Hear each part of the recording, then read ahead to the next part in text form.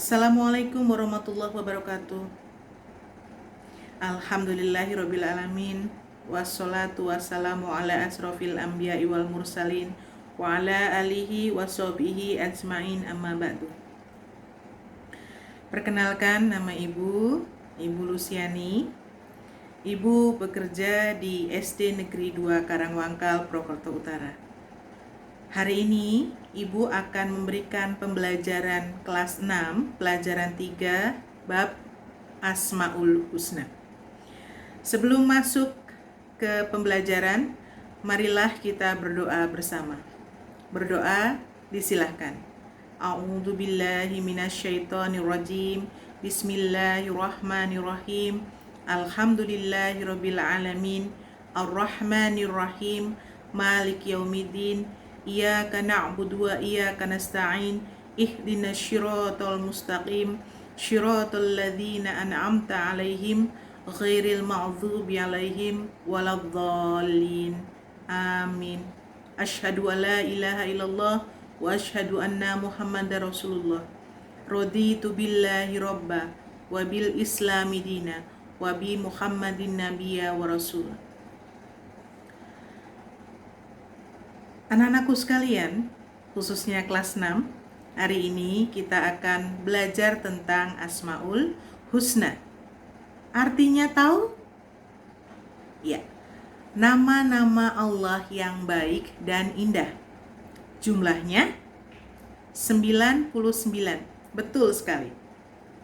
Melafalkan Asmaul Husna 99. Ya, nanti diikuti ya. Ya, kita simak. Ya, berikut ini adalah Asmaul Husna dari Nusa dan Ra.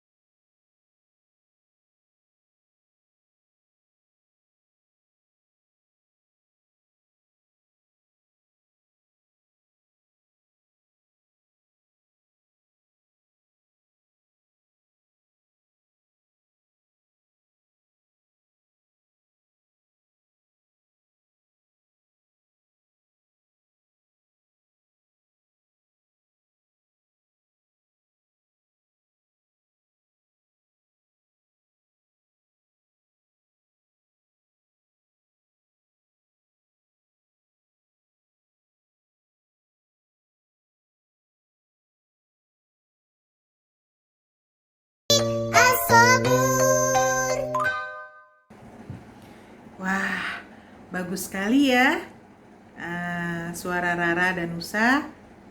dihafalkan ya, agar kita bisa mendapatkan ketenangan ya. Jika kita berzikir, berdoa kepada Allah menggunakan nama-nama Allah, insya Allah kita akan mendapatkan pahala. Selain pahala, kita mendapatkan jiwa yang tenang. Ketenangan jiwa itu sangat indah, tidak gemrungsung. Tahu ya bahasanya ya, gemrungsung, terburu-buru. Kita tenang dalam menghadapi kehidupan. Dalam Quran surat Al-A'raf ayat 180, Allah berfirman, dan Allah memilihkanlah kepadanya dengan menyebut Asmaul Husna. Tinggalkanlah orang-orang yang menyalahartikan nama-namanya. Mereka kelak akan mendapatkan balasan terhadap apa yang telah mereka kerjakan. Rasulullah Shallallahu Alaihi Wasallam bersabda, sesungguhnya Allah memiliki 99 nama, 100 kurang 1. Barang siapa menghafalkannya, ia akan masuk ke dalam surganya Allah. Nah, yang akan kita pelajari di kelas 6, di semester 1, ada 4 nama Allah yang akan kita pelajari. Yang pertama adalah As-Samad, Maha dibutuhkan. Yang kedua adalah Al-Muqtadir, Maha kuasa atau Maha menentukan. Yang ketiga adalah Al-Muqaddim, Maha mendahulukan. Yang keempat, Al-Baqi, Maha kekal. Materi pertama yaitu As-Samad. Sebelumnya, marilah kita melafalkan surat Al-Ikhlas yuk, bersama-sama yuk. Jangan lupa jika membaca surat Al-Quran, kita dahului dengan membaca ta'awudz terlebih dahulu. A'udzu billahi minasyaitonir rajim. Bismillahirrahmanirrahim. Qul huwallahu ahad, Allahus somad, lam yalid walam yulad walam yakul lahu kufuwan ahad. Nah, ada kata as-somad dalam surat Al-Ikhlas ayat kedua. Ya, Maha tempat meminta segala sesuatu. Allah tempat meminta segala sesuatu. Wajibnya kita meminta kepada Allah Subhanahu wa taala. Ya, meminta kepada siapa? Ya, cuma kepada Allah, jangan kepada yang lainnya. Kalau kita meminta kepada yang lainnya, itu syirik. Tak boleh kita minta kepada selain Allah, hanya kepada Allah. Allah tempat memberi pertolongan ketika hambanya sedang susah, ketika hambanya sedang minta. Kita mohon kepada Allah. Allah itu memberikan pertolongan kepada kita semua tanpa membeda-bedakan. Asal ingat, kita dilarang minta kepada Allah untuk perbuatan maksiat. Kita wajib minta kepada Allah untuk perbuatan yang baik dan baik untuk kita. Jangan minta itu maksa. Ya Allah, aku pengen kaya. Belum tentu dengan kekayaan kita tetap beribadah kepada Allah. Mungkin dengan kekayaan kita akan menjadi takabur kepada Allah. Masih ingat kisah Qorun? Ya, dulunya ia miskin. Dulunya ia tidak memiliki apa-apa. Lalu oleh Allah, Qorun diberikan harta kekayaan berlebih, tapi ia lupa untuk bersyukur kepada Allah. Apa balasannya? Iya, seluruh kekayaan Qorun masuk ke dalam tanah. Nah, ya, jadi kalau minta sesuatu kepada Allah, mintalah yang baik dan baik untuk kita. Contoh, Ya Allah, berikanlah saya kepandaian jika memang itu baik untukku. Berilah saya kekayaan jika memang itu baik untukku. Seperti itu ya anak-anakku sekalian ya. Iya. Baik, kita lanjutkan. Manusia adalah makhluk sosial. Tahu arti makhluk sosial? Betul. Makhluk sosial adalah makhluk yang membutuhkan bantuan orang lain. Gak bisa hidup sendiri. Nah, contoh, kita membutuhkan kursi. Kita butuh tukang kayu untuk membuat kursi. Kita pengen punya rumah yang bagus. Kita harus minta bantuan kepada tukang yang bisa membuat rumah. Ya, kalau nggak biasa membuat rumah, nanti jadi rumah-rumahan. Ya, cepat rusak. Nah, jadi semuanya membutuhkan bantuan makhluk. Contoh lagi, semut. Selain ia senang menyapa temannya, kawanan semut ini, semut suka membantu teman-temannya membawa makanan yang akan mereka makan. Bergotong royong. Ya. Bolehkah kita minta bantuan dokter? Boleh. Kalau kita sakit boleh minta bantuan dokter. Asal tujuannya satu, mendapatkan pertolongan Allah Subhanahu wa Ta'ala. Ya. Dalam hadis riwayat Muslim, siapa yang memenuhi kebutuhan saudaranya, Allah Subhanahu wa Ta'ala akan memenuhi pula kebutuhannya. Baik, ya. Bagaimana cara meneladani sifat As-Samad? Yang pertama, menjadikan Allah Subhanahu wa Ta'ala sebagai tempat meminta yang utama. Yang kedua, hidup sederhana dan tidak kikir dalam membelanjakan harta di jalan Allah. 3. Suka membantu orang lain yang membutuhkan. 4. Rendah hati kepada semua orang. 5. Berusaha menjadi orang yang bermanfaat di keluarga, sekolah, dan masyarakat. Paham ya ini ya untuk sifat Allah As-Samad? Ya. Berikutnya Ibu akan menjelaskan tentang sifat nama Allah Al-Muqtadir. Ya, tadi Al-Muqtadir artinya Allah Maha Menentukan. Dalam Quran surat Al-Kahfi, Allah berfirman, "Wa kana Allahu ala kulli syai'im muqtadir." Dan Allah Maha Kuasa atas segala sesuatu. Apa buktinya? Allah memiliki nama Al-Muqtadir. Ya, betul. 1. Matahari terbit dari arah timur, tenggelam di arah barat. Bintang, bulan muncul di waktu malam. Itu takdir Allah. Gunung berdiri tegak, sungai panjang berliku, air tidak menguap ke angkasa, tanaman, binatang yang ada di darat dan di laut beraneka rupa. Nah, paham ya?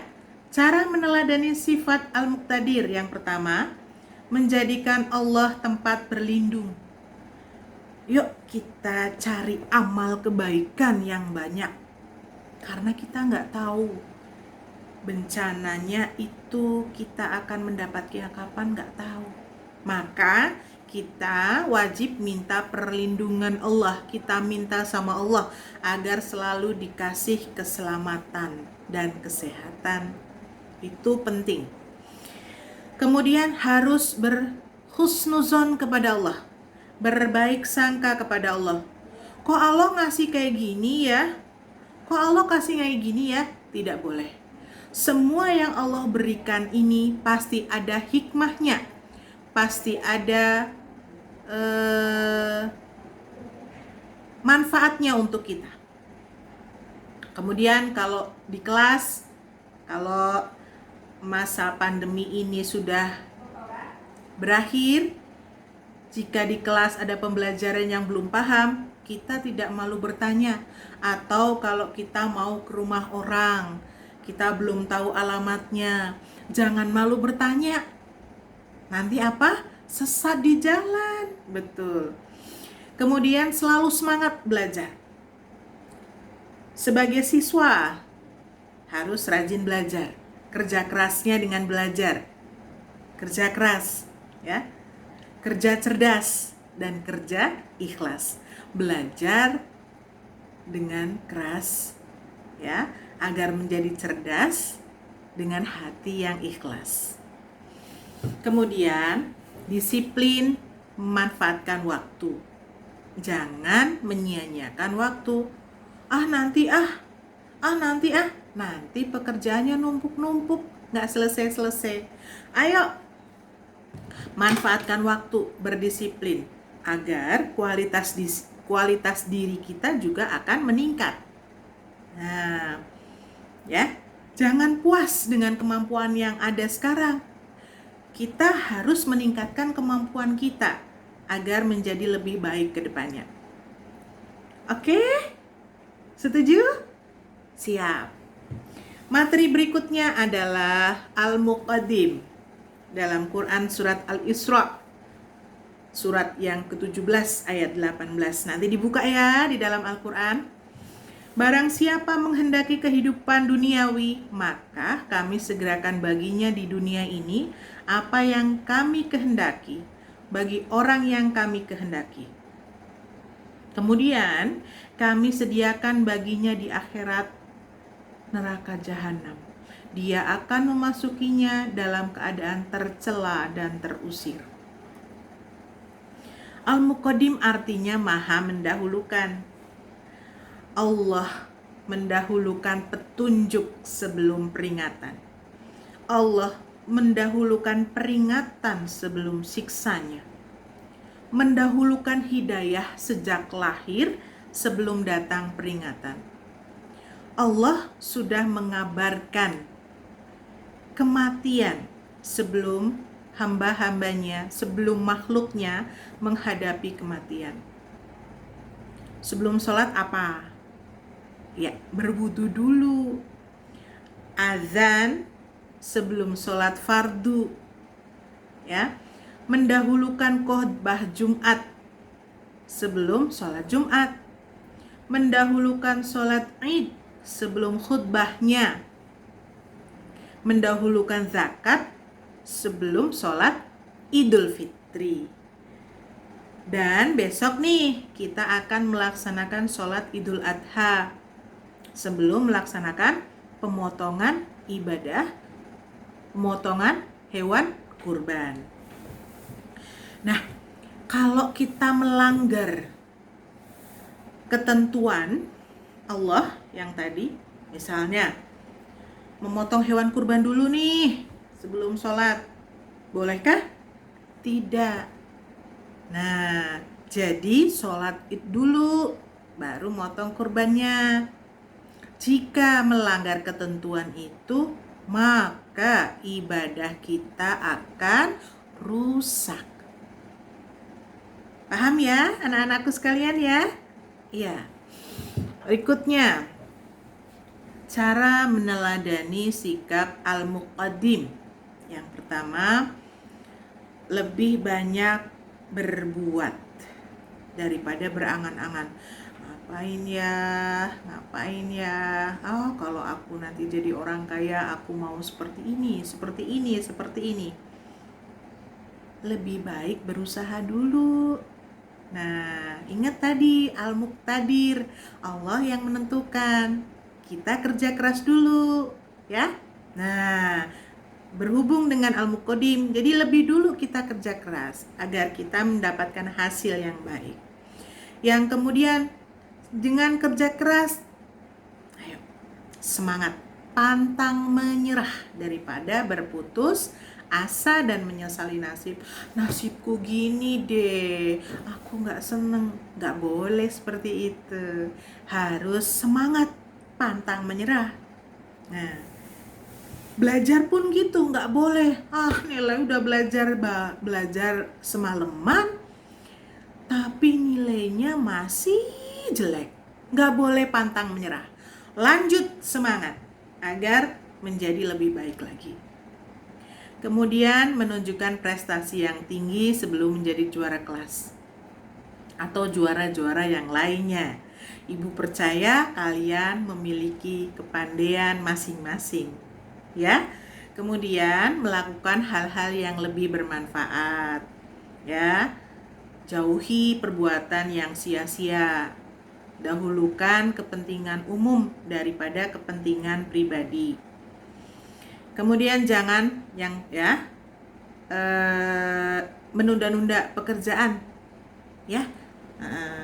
Nanti kalau ditunda-tunda pekerjaan satu belum selesai, berikutnya pekerjaan satu lagi belum selesai, ini belum selesai, numpuk, akhirnya tidak terselesaikan semuanya. Oke, usaha ya, nggak boleh menyerah. Tadi kita sudah belajar as-somad, al-muqtadir, al-muqadim. Yang terakhir nih yang keempat, al-baqi, artinya Allah Maha Kekal. Allah Maha Kekal.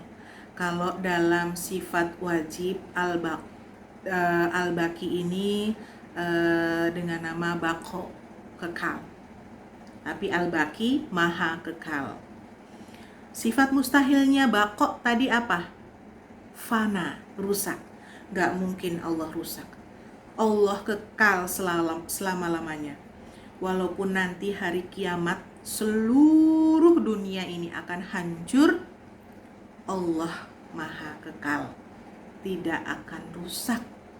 Ya, dalam Quran surat Ar-Rahman ayat 26 sampai 27. Bismillahirrahmanirrahim. Kullu man 'alaiha fan wa yabqa wajhu rabbika dzul jalali wal ikram. Semua yang ada di bumi akan binasa, tetapi wajah Tuhanmu yang memiliki kebesaran dan kemuliaan tetap kekal. Cara meneladani sifat al-baqi. Yang pertama, cinta kepada Allah Subhanahu wa taala yang Maha Kekal lebih besar daripada mencintai orang tua, teman, dan orang lain. Wah, berat ya, tapi itu memang harus kita lakukan. Ya, tidak boleh melebihi cinta kepada Allah. Ya. Dulu Nabi Ibrahim diminta Allah untuk menyembelih Nabi Ismail. Apa hikmahnya? Allah ingin tahu cinta Nabi Ibrahim ini lebih besar kemana? Kepada Allah apa kepada anak yang paling ia sayangi? Dan Nabi Ibrahim membuktikan bahwa cinta Nabi Ibrahim lebih besar daripada cinta kepada Nabi Ismail alaihissalam. Cara meneladani sifat al-baqi berikutnya yaitu beribadah sebagai bekal untuk kehidupan akhirat. Kita hidup di dunia ini tidak akan kekal. Kita hidup di dunia seperti kita bertamu ke rumah teman. Ketuk pintu, kemudian disilahkan masuk oleh yang punya rumah, disediakan minum, kemudian kita pulang. Ya, seperti itu. Kita di dunia hanya sebentar, seperti bertamu ke rumah orang. Nah, bumi ini adalah rumah Allah yang kita singgahi dan kita kekal nanti di akhirat. Ya. Nah, di dunia, selama di dunia kita wajib menimba ilmu. Ilmunya untuk apa? Ilmu kita untuk kita amalkan sebagai bekal nanti kita di akhirat. ya. Kemudian kita pun harus berhati-hati dalam melakukan sesuatu. Apalagi kalau kita diberi amanah oleh orang lain. Harus dijaga benar-benar, ya. Harus dijaga apa yang diberikan kepada kita, harus kita jaga dengan baik. Ya, nggak boleh berkhianat. Ya, kebalikan amanah yaitu khianat. Nah, demikian yang bisa Ibu sampaikan. Jika ada salah kata, itu berasal dari Ibu. Semua kebaikan berasal dari Allah Subhanahu wa taala. Ya, mohon dimaafkan. Wassalamualaikum warahmatullahi wabarakatuh.